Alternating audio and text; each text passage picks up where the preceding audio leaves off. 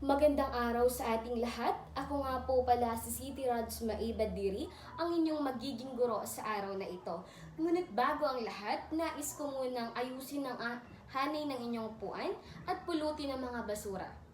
Maraming salamat. Ngayon simulan natin ang ating klase sa panalangin. Ginoo, maaari mo bang simulan? Maraming salamat. Bago tayo dadako sa ating talakayan, narito ang ating layunin. Basahin natin ng sabay-sabay. Layunin, natutukoy ang kahulugan ng morpema at uri nito sa wikang Filipino, nakapagbibigay ng mga halimbawa ng morpema sa pagbuo ng pangungusap at nakabubuo ng wastong salitang morpema. Ito ang ating layunin sa araw na ito. Ngayon bago tayo dadako sa ating formal na talakayan, ay may inihanda akong pampagising na laro na kung saan gigising ang inyong sarili, maging ang inyong isipan. Ngayon meron tayong 4 na bintana. 1, 2, 3, 4. Sa bawat bintana na ito, class, ay may nakatagong mga larawan. Sa bawat larawan na ito ay binubuo lamang ng 5 letra. At tutukuyin niyo lamang kung ano ito. Maliwanag ba, class? Simulan natin. Binibini, maaari mo bang buksan ang unang bintana at tukuyin kung ano ang nasa larawan? Sabi ni Jesseline, class, ito ang larawan ay ganda. Tignan natin kung ganda nga ba. Tama, ang larawan ay ganda. Bigyan natin siya ng isang bagsak. Para sa pangalawang larawan, Ginoo. Para sa pangalawang larawan, sinabi ni Bendadine, ito ay lakas. Tignan natin. Ito ay lakas. Bigyan natin si Bendadine ng isang bagsak.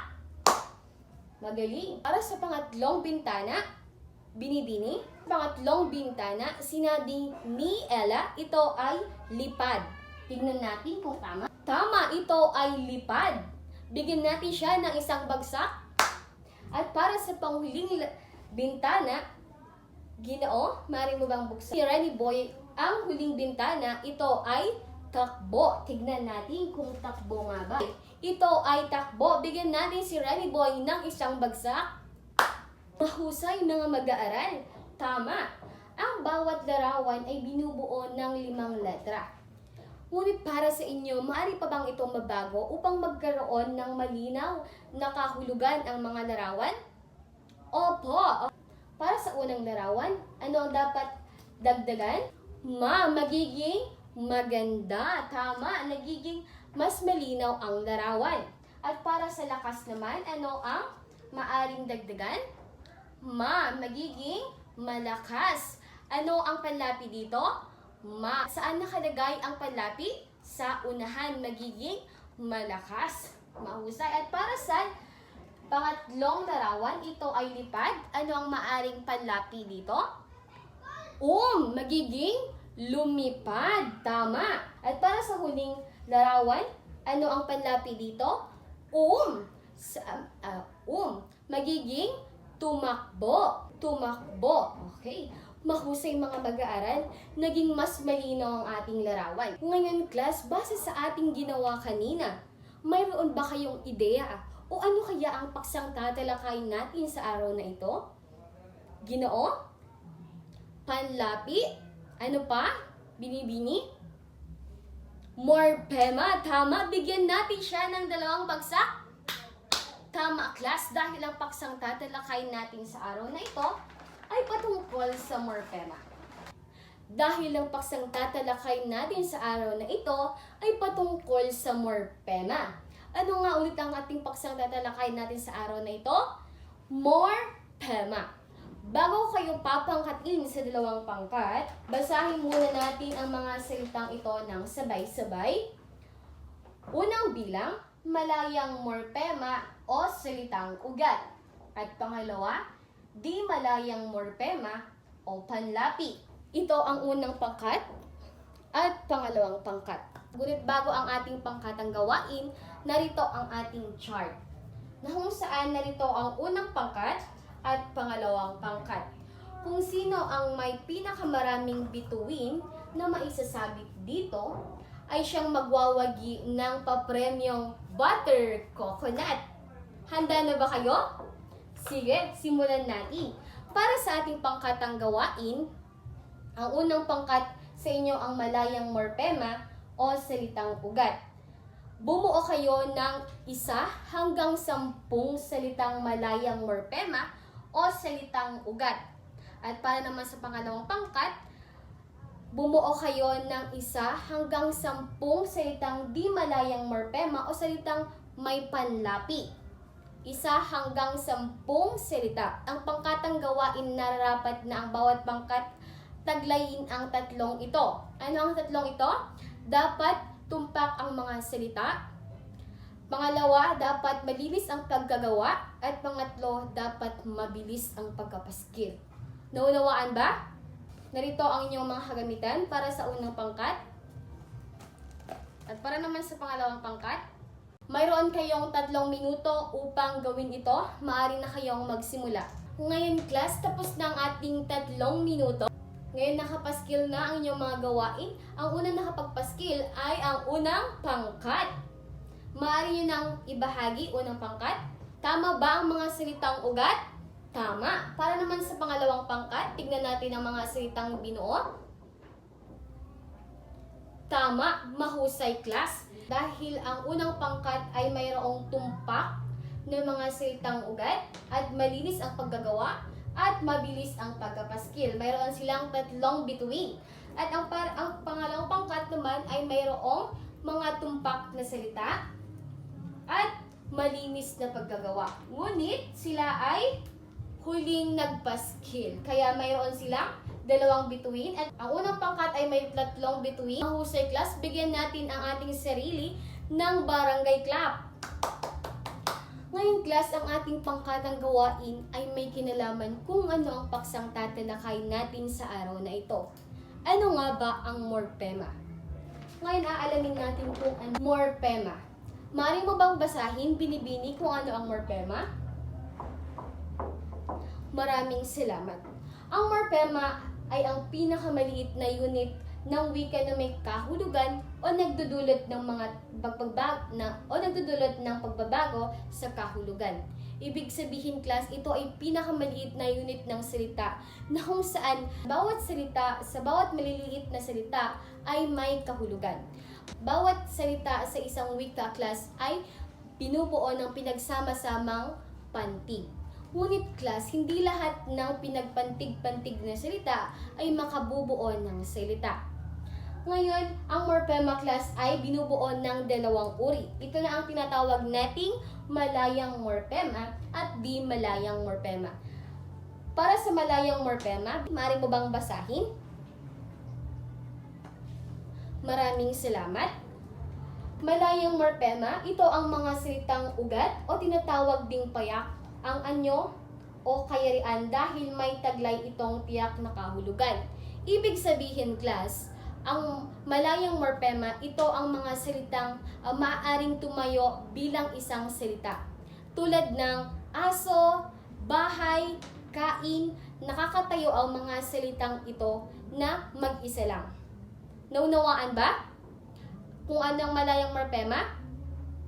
Para naman sa di malayang morpema, Ginoo, maaari mo bang basahin? Maraming salamat. Ang di malayang morpema, ito ay kinakailangan ilapi sa ibang morpema o salitang ugat upang maging mas malinaw at tiyak ang kahulugan.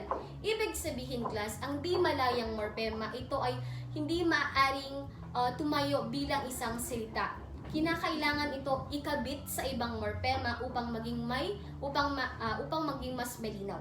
Pumapasok na dito tulad ng unlapi, gitlapi at hulapi. Halimbawa ng salitang maganda. Ano ang panlapi dito? Ma. Ang salitang ugat ay ganda. Saan nakalagay ang panlapi? Sa unahan. Kaya tinatawag itong unlapi. Para naman sa gitlapi, halimbawa ang salita dito ay tumakbo. Ano ang panlapi? Tama. Saan nakalagay ang panlapi? Sa gitna. Tinatawag itong gitlapi. Kaya nagiging tumakbo. Maliwanag ba? At para sa hulapi ay gumagamit tayo ng panlaping an at han. Naunawaan ba? Naunawaan ba class kung anong morpema? Ang mga uri ng morpema ay naunawaan ba? Ngayon class, mayroon tayong 4 na sobre. 1, 2, 3, 4. Sa bawat sobre na ito, envelope, ay may 2 katanungan at ang may 2 at ang 2 sobre naman ito ay sorpresa na lamang. Para sa unang sobre, Bini, maaari ka nang pumili. Ang nakuha ni Jenny ay ligtas. Ligtas si Jenny. Ngayon dadako tayo sa pangalawang sobre. Ginoo, maaari ka nang pumili ng iyong sobre. Ang nakuha ni Renny Boy ay pangalawang tanong. Babasahin ko ang tanong. Renny Boy, ano-ano ang 2 uri ng morpema? Mahusay! Ang 2 uri ng morpema ay malayang morpema o silitang ugat at di malayang morpema o panlapi. Bigyan natin si Renny Boy ng 2 bagsak. Maraming salamat. Sa pangatlong sobre, Bini, maaari ka nang pumili ng iyong sobre. Ang nakuha ni Marlene ay candy. Dahil mayroon siyang candy. Narito ang candy, Marlene. At para naman sa huling sobre, sino ang gustong magbubukas? Para sa unang sobre, ang nakuha niya ay unang tanong. Unang tanong, babasahin ko. Bilang isang mag-aaral, bakit kailangan pag-aralan ang morpema? Ipaliwanag. Mahusay, magaling. Maraming salamat. Bigyan natin siya ng 3 bagsak. Magaling mga mag-aaral. Para sa ating pangkatang gawain, sa parehong pangkat pa rin, ito ang unang pangkat at pangalawang pangkat. Basahin natin ng sabay-sabay, pagkakaiba at pagkakatulad. Narito ang panuto, babasahin ko, makinig kayo. Gamit ang 2 kahon, ibahagi ang pagkakaiba at pagkakatulad ng malayang morpema o di malayang at di malayang morpema. Para sa unang pangkat, narito ang inyong gagamitan. At para naman sa pangalawang pangkat, narito ang inyong gagamitan. Maroon kayong 2 minuto upang tapusin ito. Okay, tapos na ang 2 minuto, class. Unang pangkat, maaari niya nang ibahagi. Mahusay, bigyan natin ng unang pangkat ng magaling clap. Ganito ang magaling clap. 1, 2, 3. 1, 2, 3. Magaling, magaling, magaling. Sabayan niyo ako. 1, 2, 3. 1, 2, 3. 1, 2, 3. Magaling, magaling, magaling. Maraming salamat, unang pangkat. At para naman sa pangalawang pangkat, maaari niyo nang ibahagi. Mahusay, maraming salamat. Bigyan natin sila ng magaling clap. Magaling clap ang pangalawang pangkat. 1, 2, 3. 1, 2, 3. Magaling, magaling, magaling. Ngayon class, para sa ating huling pangkatang gawain, gusto nyo bang maglaro? Gusto nyo bang maglaro? Sige, ang pangkatang gawain na ito ay tinatawag na Pinoy Henyo. Pamilyar ba kayo sa larong Pinoy Henyo? Para sa parehong pangkat pa rin, ito ang unang pangkat at pangalawang pangkat. Pipili lamang kayo, ang bawat pangkat ay pipili lamang ng isang representative na siyang magsasadula at magsasadula kung ano ang nakuha na salita. Ang nakikita nyo, ito ay malayang morpema at yung ganito naman ay di malayang morpema. Ngayon tapos na ang ating pangkatang gawain. Mahusay, class, magaling. Ngayon class, para sa ating maikling pagsusulit, nais kong kumuha kayo ng kalahating papel. Ngayon class, para sa ating pagsusulit, basahin ng maigi ang mga tanong at piliin lamang ang tamang sagot at ilagay ang letra lamang sa inyong papel. Naunawaan ba? Mayroon lamang kayong 5 minuto para sagutan. Ngayon class, tapos na ang 5 minuto. Maaari nyo nang ipasa ang inyong mga papel. Maraming salamat. Ngayon class, dito nagtatapos ang ating talakayan. Muli, ako po si City Rads Mae Badiri. Maraming salamat sa inyong pakikinig at kooperasyon. Maaari bang magsitayo ang lahat? Paalam class. Maraming salamat.